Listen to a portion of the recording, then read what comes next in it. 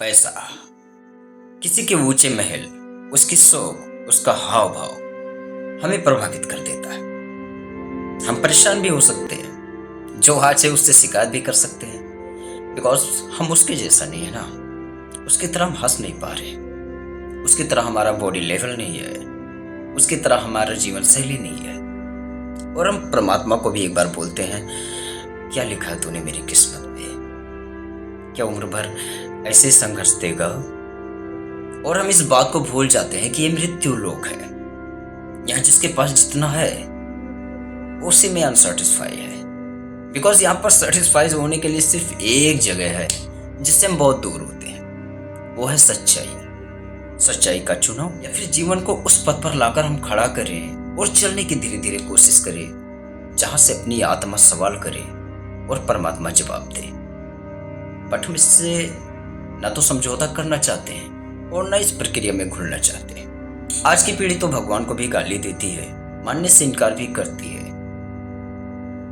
इतना वो डिजिटल होता जा रहा है कि कहता है, मैंने कई लोगों से ये बात भी सुनी, वो बोलता है कि ये जो राम जी थे ना, या फिर कन्हैया जी जो थे, बड़े बलशाली थे, इसलिए हमने उन्हें आराध्य बना लिया। हो सकता है आज हम आइडियल किसी को बनाते हैं ना, किसी को देखकर कुछ करने की कोशिश करते हैं ना, तो अपने लिए क्या हुआ?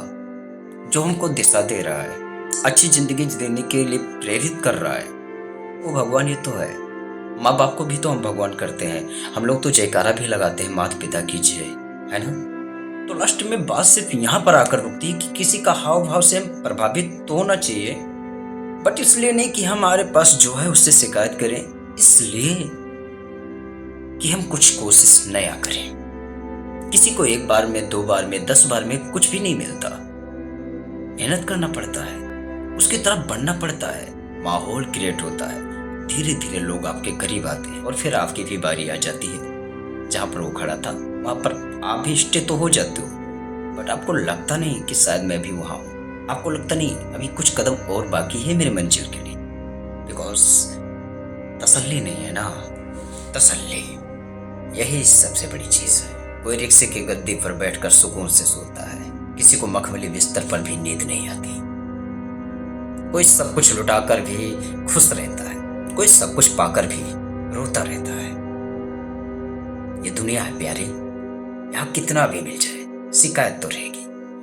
अगर तसल्ली चाहिए तो प्रेम बांटना होगा, खुद के लिए नहीं, किसी और के लिए खर्चा करना होगा। खुद के लिए जीना नहीं, किसी और के लिए मरना होगा। उसके बाद सब कुछ को होकर भी जो तसल्ली मिलती है उसका कोई जवाब नहीं। फिर तो आप पेड़ की छांव या दुख के कांटे, दुनिया के इल्जामों का तूफान हो या अपने अंदर की बेचैनी, कुछ भी रास नहीं आती। बिकॉज सारी दुनिया कहती है तू बुरा है और हमारा दिल कहता है मैं अच्छा हूं। और इससे बड़ी कोई तसल्ली नहीं और कोई शिकायत नहीं। बिकॉज मैं अच्छा हूं तो डर नहीं, बेखौफ सारी बातें करेंगे। हमें कुछ छुपाने की जरूरत नहीं है, क्योंकि हमारे पास सच्चाई है। हमें गवाही की जरूरत नहीं पड़ती। जय श्री राम।